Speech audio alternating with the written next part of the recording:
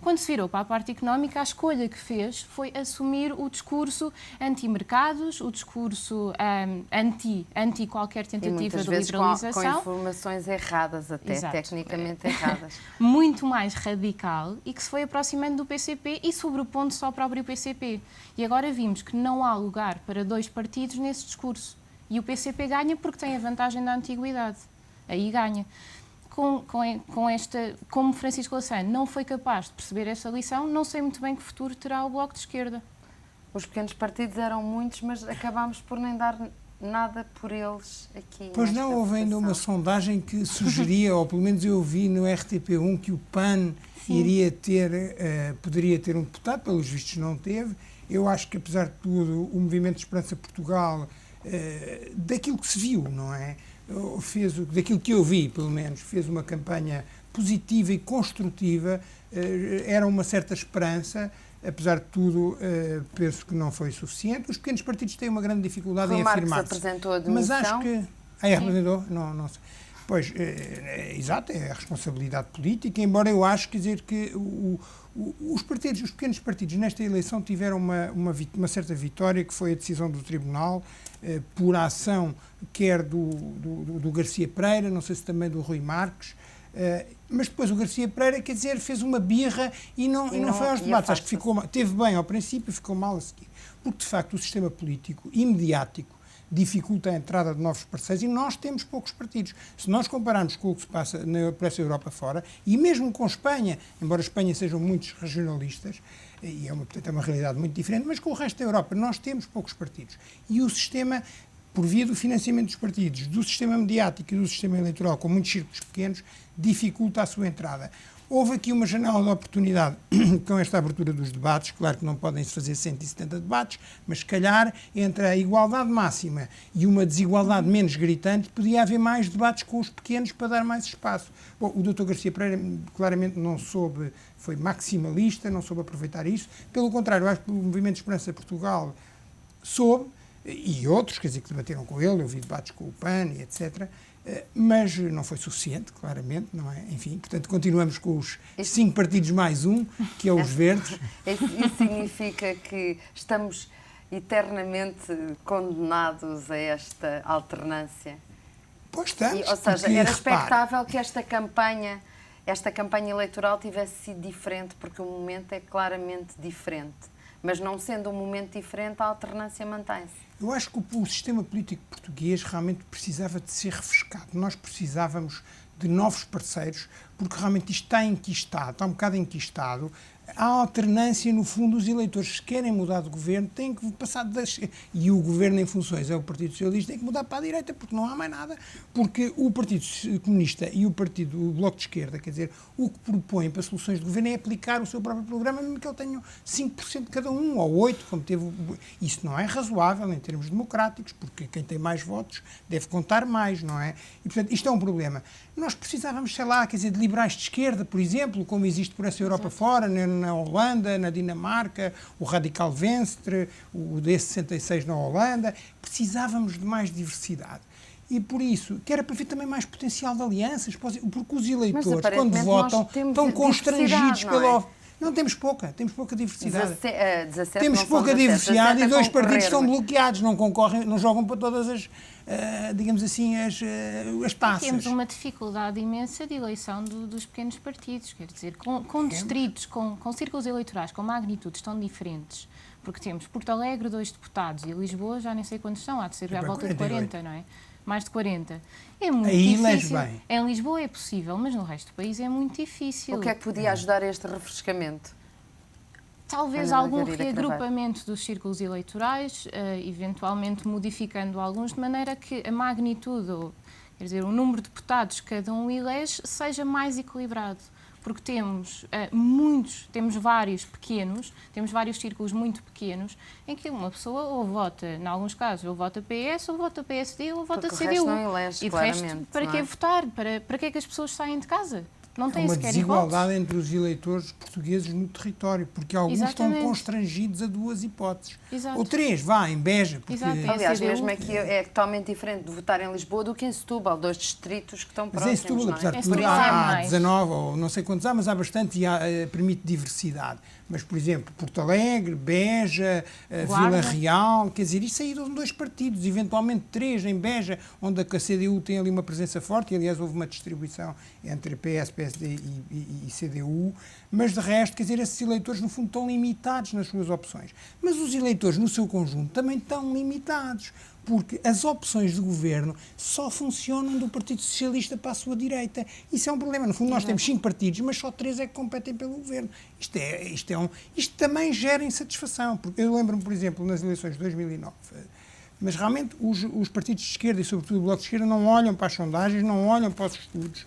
Eu lembro-me em 2009, entre os eleitores do Bloco de Esquerda, era uma sondagem da Católica, e os eleitores da própria CDU, a maioria, em caso de maioria relativa, que foi o que acabou por acontecer, do Partido Socialista, a maioria dos eleitores do Bloco de Esquerda e da CDU preferia uma coligação com o PS.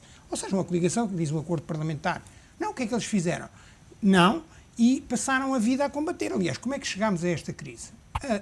A esquerda radical votou o PEC ao lado da direita, não é? E antes tinha tido uma moção de censura, que só não caiu aí porque a direita não Mas votou depois com o foi-se de Bloco e com parte o de CDU. qualquer solução governativa.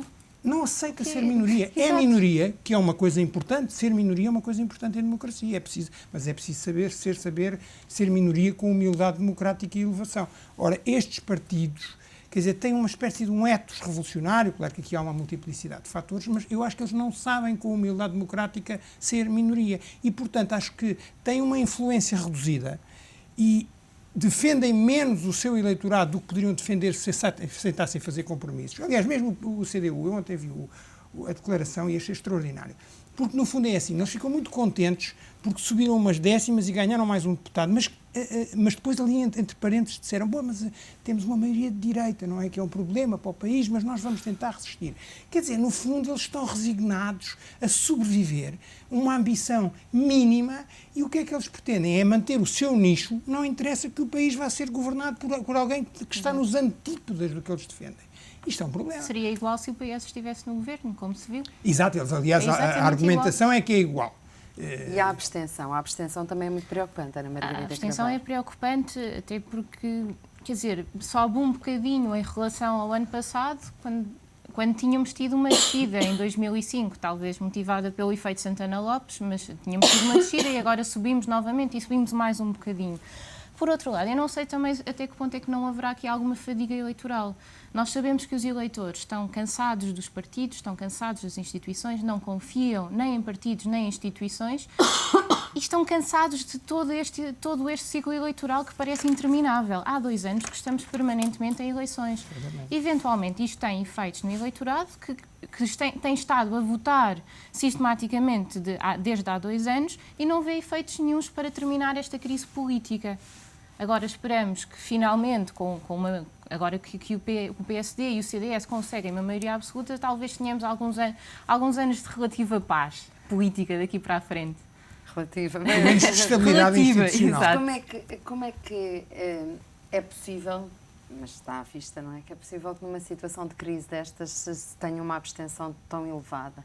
É o desinteresse? Bem, a abstenção em Portugal é um fenómeno bastante complexo. Em primeiro lugar, é preciso dizer que continuam a existir problemas no registro eleitoral, os quais, aliás, pelo mínimo terão ficado mais evidentes com a mudança legislativa em 2009, que obrigou a um registro automático. Hoje em dia, as pessoas, quando fazem 18 anos, passam a ter a inscrição automática no registro eleitoral. Isso fez disparar o número de inscritos no recenseamento eleitoral. Hoje nós temos, segundo os dados do INE, as estimativas, porque ainda não conhecemos os dados dos censos, mas as estimativas são muito próximas da realidade, entre 10 milhões e 10 milhões e meio de habitantes. E, porém, para os eleitores temos 9 milhões e meio. Portanto, há aqui qualquer coisa que não bate certo, e esse é o primeiro problema que urge resolver.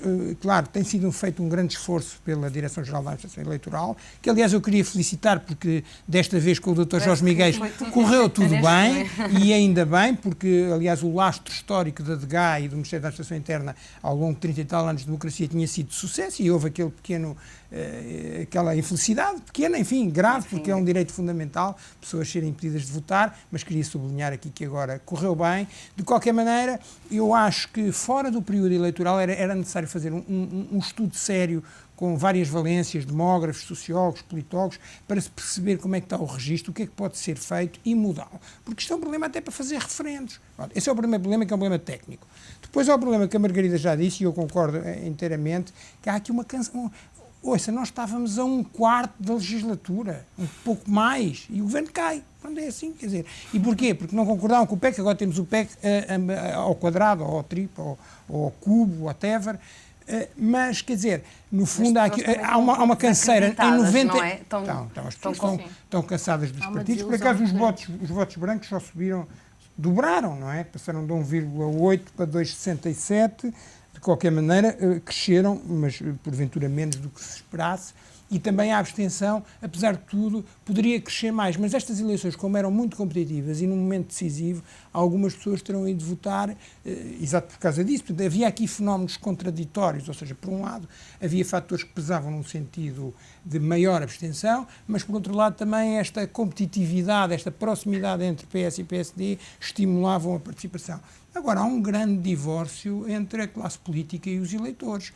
E veremos se os próximos anos contribuirão para alguma conciliação. Porque nós estamos em austeridade desde a tanga, e a tanga é 2002. Já vamos falar dessa austeridade e que governo é que vai conseguir implementar esta austeridade. Vamos fazer um breve intervalo, uma curta paragem nesta Comissão Executiva. Estamos no rescaldo das eleições legislativas de ontem. Voltamos já, volte connosco.